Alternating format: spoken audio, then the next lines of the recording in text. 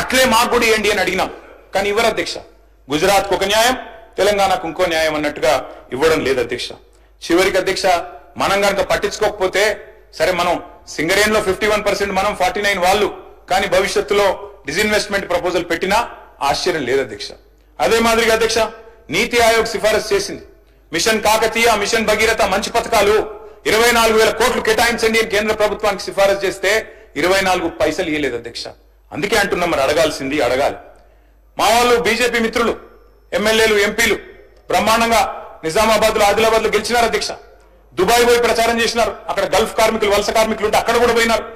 మీకేదో చేస్తామన్నారు, గల్ఫ్ వాళ్ళని చూసుకుంటాం, పెద్దపీట చేస్తాం, బాగా చేస్తామన్నారు అధ్యక్ష. మరి ఒక్క రూపాయి పెట్టలేదు కదా అధ్యక్ష గల్ఫ్ కార్మికుల కోసం. మాట్లాడొద్దా? జహీరాబాద్ నిమ్స్ కి మొండి చేయి, హైదరాబాద్ మెట్రోకు మొండి చేయి, వెనుకబడిన జిల్లాల నిధుల విషయంలో నిర్లక్ష్యం, విద్యుత్ బకాయిలు ఏవైతే ఆంధ్ర నుంచి రావాలనో వాటి విషయంలో మాట్లాడరు. మరి ఇవన్నీ ఇప్పించాల్సిన బాధ్యత కేంద్రం మీద లేదా? అడగాల్సిన బాధ్యత మన మీద లేదా? ఇద్దరు మంత్రులున్నారు అధ్యక్ష కేంద్రంలో, మన రాష్ట్రం నుంచి. ఒకరేమో సహాయ మంత్రి, ఇంకొకరేమో అసహాయ మంత్రి. ఇద్దరు కూడా పట్టించుకోరు, మాట్లాడరు అధ్యక్ష. తెలంగాణకు అన్యాయం జరుగుతున్నా వారు మాత్రం నోరు మెదపరు అధ్యక్ష. తెలంగాణలో ఇంత పెద్ద డిఫెన్స్ ఈకోసిస్టమ్ ఉంది, కానీ ఒక్కరు కేంద్ర మంత్రులు మాట్లాడరు. మన డిఫెన్స్ కారిడారు బుందేల్ ఖండ్కి తరలిపోతే ఇక్కడ ఇంత పెద్ద ఈకోసిస్టమ్ ఉండి ఇన్ని వేల కోట్ల ఎక్స్పోర్ట్స్ ఇక్కడ నుంచి అవుతుంటే, తెలంగాణ ఏరోస్పేస్ రంగం, డిఫెన్స్ రంగం జాతీయ స్థాయిలో అవార్డులు సంపాదిస్తుంటే ఈ రోజు బుందేల్ ఖండ్కి వెళ్ళిపోతుంది అధ్యక్ష, మాట్లాడరు. అదే మాదిరిగా అధ్యక్ష వ్యవసాయ మోటార్లకు మీటర్లు పెట్టాలని చెప్పి ఆనాడు ఉదయ్ స్కీమ్ లో చేరాలని చెప్పి మా మెడ మీద కత్తి పెట్టినా, FRBM లో అడిషనల్ గా 0.5% ఇస్తాం, 30,000 కోట్లు 5 ఏళ్ల లోపల మీకు వస్తుంది తీసుకోండి అంటే కూడా మేము ఒప్పుకోలేదు. రైతుల విషయంలో రాజీ పడమని చెప్పినాం. అది మోటార్లకు మీటర్లు పెట్టే విషయమైనా, వ్యవసాయ నల్ల చట్టాలైనా ఆ రోజు మేము ఒప్పుకోలేదు. నేను రాష్ట్ర ప్రభుత్వానికి విజ్ఞప్తి చేస్తా ఉన్నాం, మీరు కూడా దయచేసి వ్యతిరేకిస్తారని ఆశిస్తా ఉన్నాం. ఎందుకంటే వారు పెట్టే ఈ నిబంధనలు మంచిది కాదు అధ్యక్ష. మేము బలంగా నమ్మేది ధర్మంతో కూడిన రాజకీయాలు చేయాలి తప్ప రాజకీయాల్లోకి ధర్మాన్ని లాగకూడదు అధ్యక్ష. పెద్దలు కేసీఆర్ గారు ఆయన ముఖ్యమంత్రిగా ఉన్నప్పుడు బహుశా ఆయన చేసినన్ని యాగాలు ఎవరు కూడా చేస్తుండారు అధ్యక్ష, ఒక ముఖ్యమంత్రి పదవిలో ఉన్నవాళ్ళు. మరి పాదం నుంచి శిఖరం వరకు కృష్ణశిలలతో నిర్మించిన అపురూపమైన దేవాలయం, 1000 ఏళ్ల వైభవం, యాదగిరి లక్ష్మీ నరసింహస్వామి గారి దేవాలయం అధ్యక్ష. మరి దేశం కోసం, ధర్మం కోసం అని రోజు చెప్పేటోళ్ళు అధ్యక్ష. మా వేములవాడ రాజన్న గుడికి రూపాయి తెచ్చిండ్రా అధ్యక్ష? మా ధర్మపురి లక్ష్మీ నరసింహస్వామి గారి ఆలయానికి రూపాయి ఇచ్చిండ్రా? భద్రాద్రి రాములవారి ఆలయానికి ఒక 1/2 పైసా ఇచ్చిండ్రా? లేదా జోగులాంబ అమ్మవారికి 1 పైస ఇచ్చిండ్రా? కొండగట్ట అంజన్న ఆలయానికి 1 రూపాయి వచ్చిందా అధ్యక్ష? బాసర సరస్వతి ఆలయానికి 1 రూపాయి తెచ్చిండ్రా? కురుమూర్తి ఆలయానికి 1 పైసా ఇచ్చిండ్రా? అందుకే అంటున్న అధ్యక్ష, నేను అడగాలే, అడగకపోతే స్పందించరు. సమ్మక్క సారక్క జాతర అధ్యక్ష, ప్రపంచంలోనే అతిపెద్ద గిరిజన జాతర. అద్భుతంగా మేమున్నప్పుడు నిర్వహించాం, మీరు కూడా నిర్వహిస్తారని ఆశిస్తున్నాం అధ్యక్ష. సమ్మక్క సారక్క జాతరకు జాతీయ హోదా ఇవ్వాల్సిన అవసరం లేదా? మహాకుంభమేళాకేమో ఇవాళ కేంద్ర ప్రభుత్వం 2100 కోట్లు ఇచ్చింది అధ్యక్ష ఉత్తరప్రదేశ్ రాష్ట్రానికి, 2100. అదే మరి మనకు ఒక 21 రూపాయలు కూడా ఇచ్చేందుకు మనసు లేదా? మరి ఎందుకు అధ్యక్ష వాళ్ళని అడగొద్దు? అందుకే అంటా ఉన్న అధ్యక్ష, అడగాలి. అడిగితేనే మరి అమ్మైనా అన్నం పెడుతుంది అధ్యక్ష. 5 ట్రిలియన్ ఎకానమీ అని PM అంటున్నారు, మరి మన సీఎం ఏమో 1 ట్రిలియన్ ఎకానమీ అంటున్నారు. 1 ట్రిలియన్ ఎకానమీ అంటే ఏంటిది అధ్యక్ష? భట్టి గారు కూడా బడ్జెట్ స్పీచ్ లో చెప్పినారు, డిప్యూటీ సీఎం గారు. $1 ట్రిలియన్ అంటే అధ్యక్ష ఇవాళ ధరల్లో తీసుకుంటే 88 లక్షల కోట్ల అధ్యక్ష. ఇవాళ మన అసెంబ్లీ అంటున్నా, మన్నించాలి, మన రాష్ట్రం యొక్క GSDP సైజ్ చూసుకుంటే మనం ప్రస్తుతం 16 లక్షల కోట్ల కాడున్నాం. గ్రోత్ రేట్ చెప్పారు, GSDP గ్రోత్ రేట్ 10.1% అని చెప్పారు బడ్జెట్ స్పీచ్ లో. మరి అదే రేటు ఉంటది అనుకుంటే అధ్యక్ష, మరి ప్రస్తుత ధరల ప్రకారం అయితే 17 ఏళ్లు, కానీ స్థిర ధరల ప్రకారం అయితే 35 ఏళ్లు పడుతుంది అధ్యక్ష. కానీ భట్టి గారు చెప్పినప్పుడేమో 2030 కల్లా దీన్ని సాధిస్తాం, 1 ట్రిలియన్ ఎకానమీ అన్నారు. ఎట్లా సాధిస్తారో దయచేసి ఆ సీక్రెట్ మాకు కూడా చెప్పాలని చెప్పి కూడా నేను వారిని కోరుతా ఉన్నా అధ్యక్ష. అటు కేంద్ర సర్కారు, ఇటు రాష్ట్ర సర్కారు అధ్యక్ష, ఇద్దరు కూడా నినాదాలు ఘనం అధ్యక్ష, విధానాలు మాత్రం శూన్యం. కొటేషన్లు అధ్యక్ష, బడ్జెట్ స్పీచ్ లో అక్కడ ఇక్కడ కొటేషన్లు పుష్కలం, అలొకేషన్లు మాత్రం నిష్ఫలం అధ్యక్ష. ఇక మన దగ్గర చెప్తారు అధ్యక్ష, బడే బాయ్తో మాషా అల్లా అంటే చోటే బాయ్ సుబాన్ అల్లా అన్నట్టుంది అధ్యక్ష మన పరిస్థితి. రోజు 2 బడ్జెట్లు చూస్తే PM ఏమో 2 కోట్ల ఉద్యోగాలు అన్నారు, సీఎం ఏమో 2 లక్షల ఉద్యోగాలు అన్నారు, ఇద్దరు ఇయ్యలే అధ్యక్ష. అధ్యక్ష పిఎం ఏమో 2022 నాటికి అందరికి ఇల్లు ఇస్తాడు అధ్యక్ష. సీఎం ఏమో పోయిన బడ్జెట్ లో చెప్పింది అధ్యక్ష, జూన్ లో 4.5 లక్షల ఇండ్లు ఇస్తామన్నారు అధ్యక్ష. అందులో మా దళిత సోదరులకు గిరిజన సోదరులకు 5 లక్షలు కాదు 6 లక్షలు ఇస్తామన్నారు అధ్యక్ష. మళ్ళా సంవత్సరం తర్వాత కూడా మెచ్చుకోవాలంటే అధ్యక్ష అదే స్పీచ్ మళ్ళీ చెప్పిండ్రు. 4.5 లక్షల ఇండ్లు అన్నది మళ్ళీ చెప్పిండ్రు, మళ్ళీ అదే మాట చెప్పిండ్రు. ఇంకా ఈసారి ఎస్సీ ఎస్టీలకు 1 లక్ష తగ్గించి చెప్పింది. నేను డిప్యూటీ సీఎం గారిని కోరుతా ఉన్నా అధ్యక్ష, 1 లక్ష ఏదైతే తగ్గించారో దయచేసి నేను డిప్యూటీ సీఎం గారిని అడుగుతా ఉన్నా, మీరు పెద్దలు మల్లికార్జున్ ఖార్గే గారిని ఇక్కడికి ఆహ్వానించి చేవెళ్ల ఎస్సీ ఎస్టీ డిక్లరేషన్ లో భాగంగా మీరు చెప్పిందే అది, ఎస్సీ ఎస్టీలకు గృహ నిర్మాణానికి ఇందిరమ్మ ఇంటికి 1 లక్ష ఎక్కువ ఇస్తామని చెప్పారు. దయచేసి రీఅప్రోప్రియేట్ చేయండి.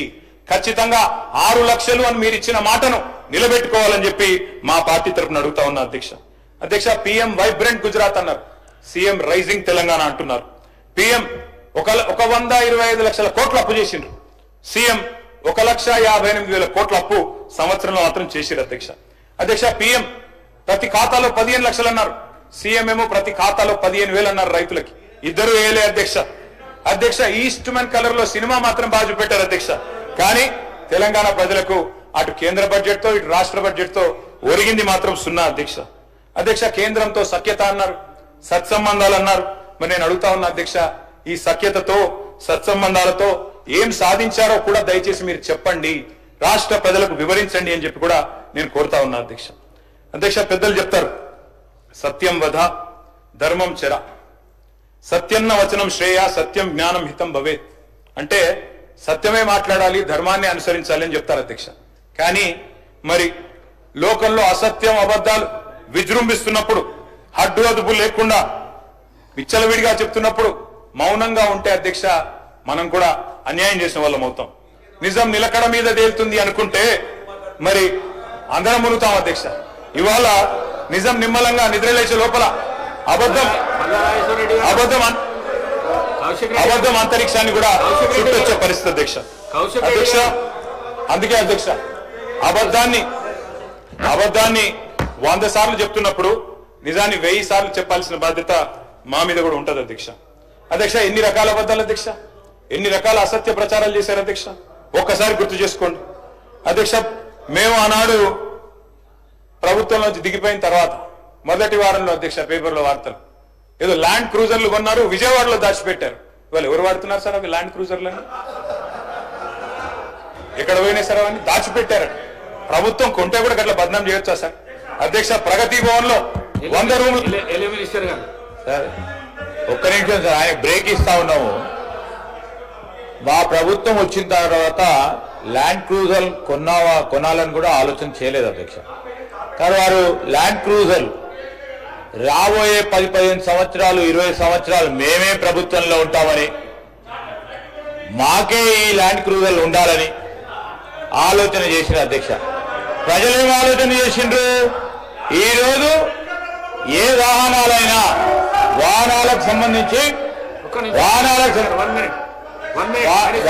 సంబంధించి సార్ ప్రజలందరూ మమ్మల్ని కోరిండ్రు ఆ ల్యాండ్ క్రూజర్లో తిరగమని. ప్రజలు కోరిన వరకే తిరుగుతా ఉన్నాం అధ్యక్ష. ఈరోజు ఏది చేసినా ప్రజలకు సంబంధించి వారు ఇచ్చిన తీర్పుతోనే మనం అందరం కూడా ఇక్కడ నడుస్తా ఉన్నాం. అది దృష్టిలో పెట్టుకొని మా కేటీఆర్ గారు మాట్లాడాల్సిందిగా కోరుతా ఉన్నాం. కేటీ రామారావు గారు. స్పీకర్ సార్ నేనేమనలేదు అధ్యక్ష, తప్పకుండా యూఆర్ ఎలిజిబుల్ సార్. మీరు కూడా కష్టపడే ప్రజాక్షేత్రంలో కష్టపడే గెలిచి వచ్చారు, నేను వేరే ఏమనట్లేదు. కానీ అసత్యాలు ప్రచారం చేసి అదేదో మేము దాచిపెట్టుకొని మేము మా కోసమే దాచుకున్నట్టు ప్రచారాలు చేయడం తప్పు అని చెప్తున్నాం అధ్యక్ష. అధ్యక్ష అట్లాగే ప్రగతి భవన్ లో 100 రూమ్లు ఉన్నాయన్నారు అధ్యక్ష, 100 రూమ్లు. మరి ఇవాళ డిప్యూటీ సీఎం గారు అక్కడ ఉంటున్నారు, ఎన్ని రూమ్లు ఉన్నాయో బట్ అన్నా మీరే చెప్పాలి. ఎందుకంటే 100 రూమ్లను ప్రచారం చేసింది వారే.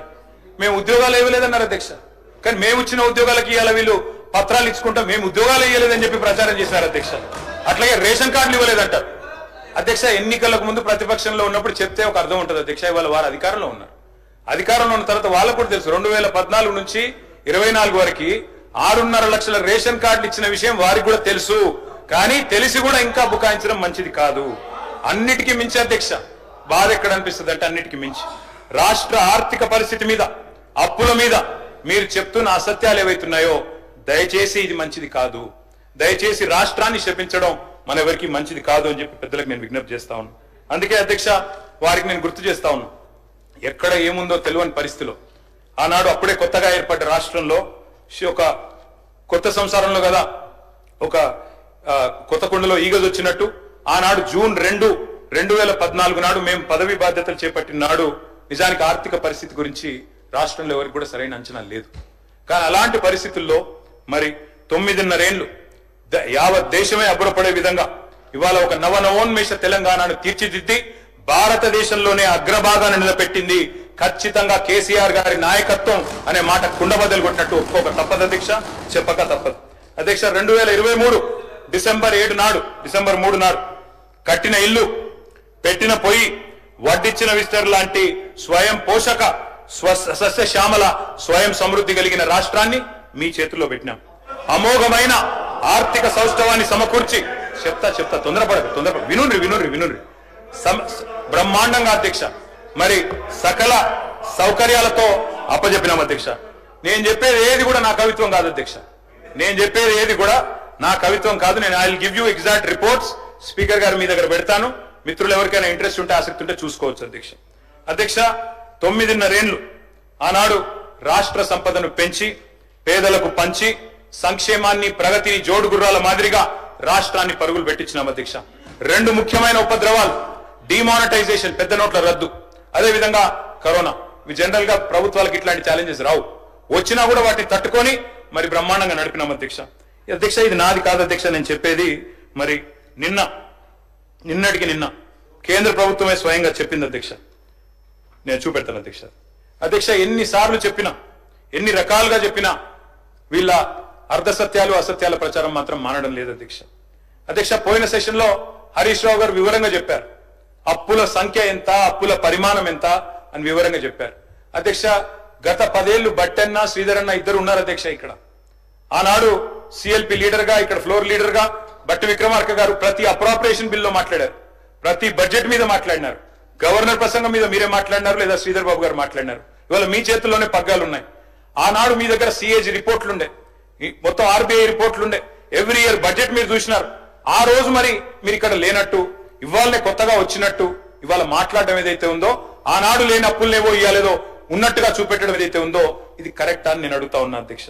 అధ్యక్ష మాట్లాడితే బడ్జెట్ స్పీచ్ లో కూడా చెప్పారు ఆర్థిక అరాచకత్వం అట అధ్యక్ష. నేను అడుగుతున్నా అధ్యక్ష భట్టి గారిని, ఆర్థిక అరాచకత్వం నిజమే అయితే మరి మా గవర్నమెంట్ లో 11 బడ్జెట్లు ప్రవేశపెట్టింది అధ్యక్ష అక్కడ కూర్చున్న ప్రిన్సిపల్ సెక్రటరీ రామకృష్ణారావు గారు. ఇవాళ మీ గవర్నమెంట్ లో కూడా 3 బడ్జెట్లు ప్రవేశపెట్టింది ఆయనే. ఆర్థిక అరాచకత్వం నిజమే అయితే మరి వారే ఉన్నారు కదా అధ్యక్ష ఆనాడు, మళ్ళీ వారిని మీరు కొనసాగిస్తున్నారు ఈనాడు. ఆనాడు నిజంగానే తప్పులు జరిగిన మాట వాస్తవమే అయితే నేనైతే I wish Ramakrishnarao all the best, I hope that he will also become chief secretary. కానీ నేననేది ఏమంటే అధ్యక్ష, ఆర్థిక అరాచకత్వం అని మాట్లాడి మరి వారిని అక్కడే కొనసాగిస్తున్నారు అంటే అయితే అదన్నా తప్పు లేదా ఇదన్నా తప్పు, ఏది తప్పు వారే చెప్పాలా అధ్యక్ష. 10 ఏళ్లలో నేను స్పష్టంగా చెప్తా ఉన్నా అధ్యక్ష, హరీష్ రావు గారు ఇదివరకు చెప్పారు, నేను కూడా చెప్తాను, లెక్క చెప్పమంటే మొత్తం చెప్తాను. 10 ఏళ్లలో చేసిన అప్పు సంవత్సరానికి 41,000 కోట్లు మాత్రమే. మీరు ఒక్క సంవత్సరంలోనే చేసిన అప్పు 1,58,000 కోట్లు. మేము చేసింది 41,000 కోట్లయితే మీరు ఒక్క సంవత్సరంలో దానికి 4 రెట్లు చేసినారనేది వాస్తవం అధ్యక్ష. అధ్యక్ష ఇది నాది కాదు అధ్యక్ష రిపోర్టు. ఇగో నిన్ననే మన అక్కడ కేంద్రంలో మనీష్ తివారీ గారని కేంద్ర కాంగ్రెస్ పార్టీ పార్లమెంట్ సభ్యుడు, ఆయన అడిగారు అధ్యక్ష నిన్న కేంద్ర ప్రభుత్వం, నిన్ననే మార్చి 24 నాడు వారికి రిప్లై వచ్చింది పార్లమెంట్ లో. ఏమడిగినారు అధ్యక్ష, ఈ దేశంలో అప్పుల సంఖ్య, అప్పుల పరిస్థితి ఏంది, రాష్ట్రాల పరిస్థితి ఏందని అడిగినారు. కాంగ్రెస్ ఎంపీ గారు అడిగితే కేంద్ర ప్రభుత్వం ఇచ్చిన రిపోర్ట్ అధ్యక్ష, భారతదేశంలో 28 రాష్ట్రాలు ఉంటాయి. ఆ 28 రాష్ట్రాల్లో కింది నుంచి 4వ స్థానంలో ఉన్నది తెలంగాణ. డెట్ జిఎస్డిపి రేషియోలో 28 రాష్ట్రాల్లో కింది నుంచి 4వ స్థానంలో ఉన్నది తెలంగాణ అని చెప్పి కేంద్ర ప్రభుత్వం చెప్పింది అధ్యక్ష. అప్పు యొక్క పరిమాణం 4,22,000 కోట్లని, అదే విధంగా 26.2% డెట్ జిఎస్డిపి రేషియో అని చెప్పి కేంద్ర ప్రభుత్వం చెప్పింది అధ్యక్ష. యంగ్స్టర్స్ చాలా మంది ఉన్నారు, మొదటిసారి వచ్చిన వాళ్ళు చాలా మంది ఉన్నారు. Sir debt is never seen in isolation. Debt అనేది, అప్పు అనేది దాన్ని ప్రత్యేకంగా ఒంటరిగా చూడడానికి వీలు ఉండదు. నీ సంపద ఎంత, నీ పరిమాణం ఎంత, నీ రాష్ట్రం యొక్క జీడిపి సైజ్ ఎంత, దాని నిష్పత్తిలో అప్పు ఎంత, ఈ లెక్కనే చూస్తారు అధ్యక్ష. ఎందుకంటే నువ్వు మళ్ళీ తిరిగి కట్టే పతార ఉందా లేదా నీకు అప్పు అని చూసినాకనే అప్పిస్తారు అధ్యక్ష. అధ్యక్ష మన రేషియో 26.2. అదే విధంగా ఒక్కసారి చూస్తే అధ్యక్ష మీ జిఎస్డిపి పరిమాణంతో పోలిస్తే అప్పులు అని చెప్పి మీరనవే కాకుండా మీ వాళ్ళందరికీ చెప్పి రాష్ట్ర ప్రజల్ని ఇవాళ ఈ రకంగా తప్పుదోవ పట్టించడం కరెక్టా అధ్యక్ష? అది మాత్రమే కాదు అధ్యక్ష, వడ్డీలపై కూడా వక్రీకరణ, అసలు ఎంత కడుతున్నాం, వడ్డీలు ఎంత కడుతున్నాం అని ముఖ్యమంత్రి గారి నుంచి మొదలు పెడితే కింది స్థాయి దాకా ప్రతిరోజు మాట్లాడుతున్నారు అధ్యక్ష. I'm not quoting my own report అధ్యక్ష, I'm quoting the controller and auditor generals report, CAG report అధ్యక్ష. ఇది లేటెస్ట్ రిపోర్ట్. ఇందులోనే చెప్పారు, రాష్ట్ర ప్రభుత్వం స్పష్టంగా చెప్పింది, కాదు చెప్తున్నది, మొత్తం తెలంగాణ ప్రభుత్వం ప్రతి నెల అప్పులకు అసలుకు గడుతున్నది 1093 కోట్లు. నేను చెప్పేది 24-25 ఇయర్. ప్రతి నెల వడ్డీలు గడుతున్నది 1662 కోట్లు. రెండు కలిపితే అసలుకు వడ్డీకి రెండు కలిపితే మొత్తం అయ్యేది 2755 కోట్లు. 2755 కోట్లు. కానీ ముఖ్యమంత్రి గారి నుంచి మొదలు పెడితే, డిప్యూటీ సీఎం గారి నుంచి మొదలు పెడితే, ప్రభుత్వంలో ఉన్న ప్రతి ఒక్కరూ మన రాష్ట్రాన్ని మనమే బదనాం చేసుకునేటట్టు 6500 కడుతున్నాం, 7000 కడుతున్నాం, అప్పులు కట్టంగా ఏం మిగులుతలేదు అని వాళ్ళందరికీ నేర్పిస్తే ఇది కరెక్టే అధ్యక్ష? అధ్యక్ష నేను అడుగుతా ఉన్నా అధ్యక్ష, దేశంలోనే బెస్ట్ డెట్ మెచ్యూరిటీ ప్రొఫైల్ ఉన్న రాష్ట్రం నాది కాదు అధ్యక్ష. ఇది hand book of statistics on Indian states 2024. I would like to refer Honorable Deputy Chief Minister to this. అధ్యక్ష, RBI report weighted average maturity index లో first best state in debt management Telangana. ఇది నా కవిత్వం కాదు అధ్యక్ష. అధ్యక్ష మేము తెచ్చినవన్నీ కూడా తెలంగాణ దీర్ఘకాలిక రుణాలు, ఏవి కూడా షార్ట్ టర్మ్ లోన్స్ కావు, ఇమ్మీడియట్ రీపేమెంట్ ప్రెజర్స్ లేవు. మరి రుణ నిర్వహణలో నేను చెప్పడం కాదు, ఈపీడబ్ల్యూ అనే మ్యాగజైన్ ఉంటుంది అధ్యక్ష, ఎకనామిక్ అండ్ పొలిటికల్ వీక్లీ అని. ఆ మ్యాగజైన్ చెప్తా ఉంది, డెట్ మేనేజ్మెంట్ లో second best state in the entire country is Telangana. అధ్యక్ష నేను ఇంకొక మాట కూడా వారికి చెప్తా ఉన్నా అధ్యక్ష, అప్పు చేసి మేము పప్పు కూడా తినలేదు అధ్యక్ష, అప్పు చేసి రాష్ట్రానికి సంపద క్రియేట్ చేశాం. ఇది నా రిపోర్ట్ కాదు, కాగ్ రిపోర్ట్. కాగు వాళ్ళు బిర్యానీ మంచిగా పెట్టిరు, తిన్నా, మధ్యాహ్నం తిన్నా. ఇప్పుడు అధ్యక్ష స్పీకర్ గారు మంచి బిర్యానీ పెట్టారు, థ్యాంక్ యూ సార్. సార్ ఇది CAG report sir, I will send this to the deputy chief minister. ఏం చెప్పారు అధ్యక్ష ఇందులో? మొత్తం గత 6 ఏళ్ల లెక్క ఇచ్చినారు అధ్యక్ష. ఇందులో ఏం చెప్పారంటే, మొత్తం తీసుకున్న అప్పుల్లో 87% అప్పులు క్యాపిటల్ ఎక్స్పెండిచర్ మీద పెట్టింది తెలంగాణ ప్రభుత్వం. క్యాపిటల్ ఎక్స్పెండిచర్ అంటే ఏంటి అధ్యక్ష? అభివృద్ధి మీద పెట్టే పెట్టుబడి, భవిష్యత్తు మీద పెట్టే పెట్టుబడి క్యాపిటల్ ఎక్స్పెండిచర్ అధ్యక్ష. అధ్యక్ష అదే విధంగా అధ్యక్ష నేను ఒక మాట చెప్తాను, ఒక్క నిమిషం వినండి, తొందరపడకండి వినండి అధ్యక్ష. ఒకనాడు అధ్యక్ష మా తండ్రి గారి టైంలో, మీ పెద్దవాళ్ళ టైంలో అధ్యక్ష ఎట్లుండే అధ్యక్ష థింకింగ్? ఒక పెద్ద మనిషి ఎవరన్నా ఒక జాబ్ ఎక్కితే, ఒక ప్రభుత్వ ఉద్యోగమో ప్రైవేట్ ఉద్యోగం ఎక్కితే ఏమనుకుంటుండే అధ్యక్ష? నేను రిటైర్ అయ్యే వరకు నా సొంత కొంప నాకు ఉండాలి, నా సొంత ఇంటికి నేను పోవాలి, అప్పటిదాకా అద్దె కొంపలున్నా ఆఖరికి మాత్రం పైసా కూడబెట్టుకొని ప్లాట్ కొనుక్కోవాలి, ఒక ఇల్లు కొనుక్కోవాలి, అందులో పోయి ఉండాలి అనుకుంటారు అధ్యక్ష. కానీ ఇప్పుడు పరిస్థితులు మారినాయి అధ్యక్ష. ఈరోజు నా పిల్లల తరం, మీ పిల్లల తరానికి వస్తే అధ్యక్ష ఏం జరుగుతుంది అధ్యక్ష? ఈరోజు ఒక ఐటీ ఉద్యోగమో, ప్రైవేట్ రంగమో, గవర్నమెంట్ ఉద్యోగమో రాగానే చేస్తున్న మొదటి పని ఏంది అధ్యక్ష? వెంటనే ఫస్ట్ ఇల్లు కొంటారు, 3వ నెలలో 2వ నెలలో కారు కొంటారు. ఒకప్పుడేమో లాస్ట్ డ్రీమ్ అది, రిటైర్ అయ్యే నాటికి ఇల్లు ఉండాలి అందరూ. కానీ ఇవాళ మాత్రం ఫస్ట్ మంత్, సెకండ్ మంత్లే కొంటున్నారు. ఏం మారింది అధ్యక్ష? ఏం మారింది అంటే ఆలోచన విధానం మారింది. ఏం మారింది అంటే ఇవాళ ఫైనాన్షియల్ ప్రూడెన్స్ పెరిగింది, ఫైనాన్షియల్ ఇన్స్టిట్యూషన్స్ కూడా ఇవాళ ముందుకు వస్తా ఉన్నాయి. అందుకే నేను అడుగుతా ఉన్నా అధ్యక్ష, మనం ఒకవేళ ప్రొడక్టివ్ సెక్టర్ లో ఇప్పుడు నేను చెప్పినట్టు 87% కనుక లోన్ తీసుకున్నా, అది భవిష్యత్తు మీద పెట్టుబడి పెడితే, భవిష్యత్తుకు అవసరపడే పనుల మీద పెట్టుబడి పెడితే అది పెట్టుబడి అయితే తప్ప డెట్ ఎట్లయితుంది? నువ్వు సంపదను పునరుత్పత్తి చేయగలిగితే, ప్రొడక్టివ్ సెక్టర్ లో పెడితే అది తప్పెట్లయితుంది అధ్యక్ష? నేను ఇవాళ కూడా గవర్నమెంట్ కూడా డెట్ తెస్తున్నది, నేను తప్పు పట్టట్లేదు. నేనేమంటున్నా, తెచ్చిన డెట్ ని ప్రొడక్టివ్ గా ఇన్వెస్ట్ చేయండి, మళ్ళా పైసలు సృష్టించే దాని మీద ఇన్వెస్ట్ చేయండి. మేము తప్పు పట్టట్లేదు, మాకంటే ఎక్కువ అప్పులు చేస్తున్నారు అని బదనాం చేస్తలేను. మళ్ళా ఒక్కొక్క రూపాయికి 4 రూపాయలు, 2 రూపాయలు, 3 రూపాయలు తెచ్చే ఉపాయం చూడండి, రిటర్న్ ఆన్ ఇన్వెస్ట్మెంట్ చూడండి అధ్యక్ష. మరి ఈ రోజు మనం ఒక మాట గుర్తుపెట్టుకోవాలి అధ్యక్ష, మన రాష్ట్రాన్ని ఇవాళ 26.2 మన డెట్ జిఎస్డిపి పర్సెంటేజ్. భారతదేశం యొక్క పర్సెంటేజ్ ఎంత అధ్యక్ష? Debt GDP 57%. అమెరికా ఎంత అధ్యక్ష? అమెరికా లాంటి దేశం 129%. అదే విధంగా జపాన్ అధ్యక్ష, ఎదిగిన దేశాల్లో జపాను, అమెరికా ఇవే చెప్తారు అధ్యక్ష. దాదాపు 269 డెట్ జిఎస్డిపి రేషియో అధ్యక్ష. అదే విధంగా సింగపూర్ 214. నేను ఎందుకు చెప్తున్నా అంటే, వేరే దేశాలు ఎందుకు చెప్తున్నా అంటే, ఎదిగిన ఏ దేశమైనా, నేను ఒకటి అడుగుతా అధ్యక్ష, ఈ రోజు ఇక్కడ మనం 119 మంది ఉన్నాం. ఏ ఒక్కళ్ళని అప్పులేని వాళ్ళు ఉన్నారా సార్? ఇక్కడ అప్పులేని వాళ్ళు ఎవరైనా ఉన్నారా? డెట్ ఫ్రీ ఎవరైనా ఉన్నారా సార్? ఉండరు సార్. ఒక బట్టన్ ఉన్నాడు అన్న యువర్ గ్రేట్ అన్న. మీరు ఒక్కరే, మీరు చూడండి ఎవరు చెప్తలేరు, మీరు ఒక్కరే. ఫైనాన్స్ మినిస్టర్ సార్, వారు ఫైనాన్స్ మినిస్టర్ కాబట్టి వారికి నడుస్తారు సార్, మిగతా వాళ్ళకి నడవదు. అధ్యక్ష నేను ఒక్క మాట అడుగుతున్నా అధ్యక్ష, మనందరం కూడా గుండె మీద చేసుకుని ఆలోచించాలి అధ్యక్ష. ఆ రోజు 2014లో రాష్ట్రంలో భూముల విలువ ఎంత అధ్యక్ష, ఈ రోజు ఎంత అధ్యక్ష? మీ వికారాబాద్ లో, నవాబ్పేటలో, మొమిన్పేటలో, అక్కడ మర్పల్లిలో, దరూరులో ఎంత ఉండే సార్? ఈ రోజు ఎంత అయింది? పెరగలేదా సార్? రాష్ట్రం సంపద పెరగలేదా? పెరిగిన దాన్ని మరి పెరగలేదన్నట్టు మాట్లాడడం కూడా తప్పు కదా సార్. అధ్యక్ష నేను ఇంకొక మాట చెప్తాను అధ్యక్ష, తెలంగాణ ఏర్పడిన తర్వాత ప్రతి సెక్టర్లో మనం ఇన్వెస్ట్మెంట్ చేసినాం, డబ్బులు తెచ్చి పెట్టుబడి భవిష్యత్ మీద పెట్టినాం. ఒక ఇరిగేషన్ తీసుకుంటే ఎన్ని ప్రాజెక్టులు కట్టినాం సార్? ఒక 218 టీఎంసీల నిల్వ సామర్థ్యాన్ని కొత్తగా 9.5 ఏళ్లలో యాడ్ చేసినాం. కాళేశ్వరం కానీ, ఎంఎంఆర్ కానీ, గౌరవెల్లి కానీ, కేఎల్ఐ కానీ, చెప్తా కాళేశ్వరం గురించి కూడా చెప్తా, తొందరపడకు, చెప్తా నెట్టంపాడు కానీ, భీమా కానీ, తుమ్మిళ్ళ కానీ, భక్తరామదాస్ కానీ, చెనాకా కొరాటా కానీ ఇవన్నీ జరగలేదు అధ్యక్ష. బ్రహ్మాండంగా ఒక్క సాగునీటి రంగం మీదనే 1000 కోట్ల రూపాయలు ఖర్చు పెట్టినాం అధ్యక్ష. మిషన్ కాకతీయ 22,627 చెరువులను బాగు చేసుకున్నాం. మరి నీటి సామర్థ్యం పెరిగింది, 8.65 టీఎంసీల సామర్థ్యం పెరిగింది. కొత్తగా స్థిరీకరించబడ్డ ఆయకట్టు 21 లక్షల ఎకరాలు. అదేవిధంగా నంబర్ 1 స్టేట్ అయింది అధ్యక్ష. ఒకనాడు రొయ్యలు చేపలు అంటే ఆంధ్ర గురించి చెప్పేది, కానీ ఈరోజు Matsya Sampada number 1 state in inland fisheries in the entire country sir is Telangana. Number 1 state in inland fisheries, Matsya Sampada సృష్టించడంలో ఇవాళ నంబర్ 1 స్టేట్ గా తెలంగాణ ఉంది. ఎందుకంటే మిషన్ కాకతీయ ద్వారా 5,464 కోట్లు ఖర్చు పెట్టినాం అధ్యక్ష. సంపద పెరిగిందని నేను అంటున్నా. ఎట్లా పెరిగింది అధ్యక్ష? నేను ఒక్క మాటలో చెప్పాలి అంటే 2013-14లో అన్ని రకాల పంటల దిగుబడి అధ్యక్ష మొత్తం రాష్ట్రంలో, ఆనాడు మన రాష్ట్రం ఏర్పడినాడు అన్ని రకాల పంటలు, వరి మాత్రమే కాకుండా అన్ని కలిపితే 1,07,49,000 టన్నులు అన్ని రకాల పంటల దిగుబడి. అదే 2023-22 సంవత్సరానికి వస్తే 1,07,49,000 టన్నుల నుంచి 4,65,24,336 టన్నులకు, అంటే దాదాపు 355% పెరిగింది అధ్యక్ష. వ్యవసాయ విస్తీర్ణం పెరగడం వల్ల, సాగునీటి మీద పెట్టుబడి పెట్టడం వల్ల, వ్యవసాయం మీద పెట్టుబడి పెట్టడం వల్ల, రైతు మీద పెట్టుబడి పెట్టడం వల్ల. ఒక వరి ధాన్యం తీసుకుంటే అధ్యక్ష 2014లో మన రాష్ట్రం ఉత్పత్తి చేసింది 68 లక్షల టన్నులు. 2023 నాటికి 2,70,00,000 టన్నులు ఉత్పత్తి చేసి భారతదేశంలో పంజాబ్ ని, హర్యానాని కూడా దాటిపోయిన మాట వాస్తవం కాదా అధ్యక్ష? మొన్న నేను డీలిమిటేషన్ మీటింగ్ పోయాను చెన్నైలో, స్టాలిన్ గారు పిలిస్తే. ఆ మీటింగ్ లో పంజాబ్ సీఎం గారు మాట్లాడుతూ మరి మేము దాటిపోయినాము,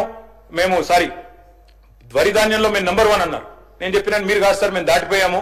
2022లోనే తెలంగాణ పంజాబ్ ను, హర్యానాను కూడా తలదన్ని నంబర్ 1 స్థానానికి వచ్చిందని చెప్పి గర్వంగా అక్కడ చెప్పే అవకాశం నాకు వచ్చింది. అంటే ఒక తెలంగాణ బిడ్డగా నేను గర్వపడతా ఉన్నా అధ్యక్ష. సాగు విస్తీర్ణం అధ్యక్ష 2014లో 1,31,00,000 ఎకరాలు, ఈ రోజు 2,20,00,000 ఎకరాలు. రైతు సంక్షేమం గురించి చెప్పాలంటే చాలా ఉంది అధ్యక్ష. డైరెక్ట్ గా ఒక రైతు బంధు కిందనే 73,000 కోట్లు, రుణమాఫీ కింద 29,000 కోట్లు, రైతు బీమా కింద 6,500 కోట్లు, ఇతర సంక్షేమ పథకాల కింద 11,400 కోట్లు. ఒక్క విద్యుత్ సబ్సిడీ 9.5 ఏళ్లు, కరెంటుకు 24 గంటల కరెంట్ ఇచ్చినప్పుడు దానికి ఇచ్చిన సబ్సిడీ అధ్యక్ష 61,000 కోట్లు. మొత్తం రైతుకు, వ్యవసాయానికి మాత్రమే పెట్టిన పెట్టుబడి 1,84,522 కోట్లు. ఇది ఎందుకు చెప్తా ఉన్నా అధ్యక్ష అంటే, దీన్ని అప్పుగా చిత్రీకరించే ప్రయత్నం చేస్తే, దీనివల్ల ఉత్పత్తి అయిన సంపదను చూడకపోతే, దీనివల్ల ఆగిన ఆత్మహత్యలను చూడకపోతే, దీనివల్ల మరి బతికిన రైతు కుటుంబాలను చూడకపోతే, పెరిగిన భూముల విలువను చూడకపోతే అది తప్పైతుంది. ఒక్క విద్యుత్ సంస్థల అధ్యక్ష, డిప్యూటీ సీఎం గారు ఎనర్జీ మినిస్టర్ గా ఉన్నారు, ఒక్క విద్యుత్ సంస్థలు ఆనాడు మాకు అప్పచెప్పిన నాడు 2014లో అధ్యక్ష 44,431 కోట్ల ఆస్తులు విద్యుత్ సంస్థలవి, 20,000 కోట్ల అప్పులు. మేము దిగిపోయిన నాడు 2023లో ఆస్తులు 1,37,571 కోట్లు, అప్పులు 81,000 కోట్లు. మరి అధ్యక్ష అప్పుల గురించి చెప్పే వాళ్ళు సంపద గురించి కూడా చెప్పాలి కదా అధ్యక్ష. అదే మేము అడిగేది. ఆ అప్పులతోని రూపాయి పెట్టుబడి పెట్టి వాళ్ళ బ్రహ్మాండంగా ఇవాళ మన రాష్ట్రం పెరిగింది అధ్యక్ష. 2014లో ఆనాడు ఎలక్ట్రిసిటీ ఇన్స్టాల్ కెపాసిటీ సార్ 7,700 మెగావాట్లు. కానీ ఈ రోజు అధ్యక్ష మొన్న మీరు పెట్టిన సోషియో ఎకనామిక్ అవుట్లుక్ లోనే 26,000 మెగావాట్లు. భారతదేశంలో ఏ రాష్ట్రం కూడా ఇంత వేగంగా ఇంత ఇన్స్టాల్ కెపాసిటీని పెంచిన రాష్ట్రం లేదు అధ్యక్ష. ఎన్నో ఇంటాంజిబుల్ అవుట్కమ్స్ ఉన్నాయి. ఇప్పుడే నేను చెప్పినట్టు ఫ్లోరైడ్ నిర్మూలన గాని, ఆగిన రైతుల ఆత్మహత్యలు గాని ఎట్లా వెలగడతాం అధ్యక్ష? వాటికి సేవ్ చేసిన ప్రాణాలు గాని, కరెంటు షాక్లతో ఇవన్నిటికీ కూడా మనం ఈ రోజు వెలగట్టడానికి వీల్లేదు అధ్యక్ష. ఒకనాడు ఉండేది హెడ్లైన్స్, మంచం పట్టిన మన్యం, విష జ్వరాలు ఏజెన్సీలో అని. మరి ఇవాళ మిషన్ భగీరథతో, హెల్త్ ఇనిషియేటివ్స్ తో వాటిని ఆపగలిగినాం. ఆ ప్రాణాలకు ఎట్లా విలువ కడతాం అధ్యక్ష? అందుకే అంటున్నా అధ్యక్ష, ఇప్పుడు నేను చెప్పిన స్టాటిస్టిక్స్ మీకు కనబడతాయి అధ్యక్ష. నేను ఒకటి అడుగుతా ఉన్నా డిప్యూటీ సీఎం గారిని, గవర్నమెంట్ ని అధ్యక్ష. సార్, వారు రాష్ట్రాన్ని ఆర్థికంగా చాలా అప్పులున్నాయి.